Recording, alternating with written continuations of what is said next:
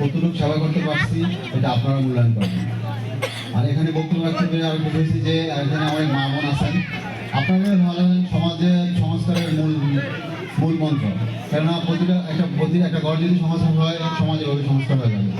আপনার ছেলে মেয়ে কোথায় থাকে, কীভাবে থাকে আপনি ভালো জানেন। আর সমাজকে পরিবর্তন করার দরকার নেই, আপনি নিজে পরিবর্তন হন, আপনি নিজের সন্তানকে পরিবর্তন করেন, সমাজ আপনি পরিবর্তন হয়ে যাবে।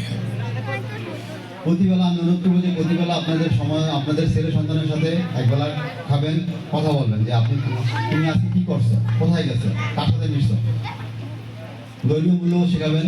তাহলে দেখবেন যে আপনার ছেলে সুন্দরভাবে চলতে পারবে।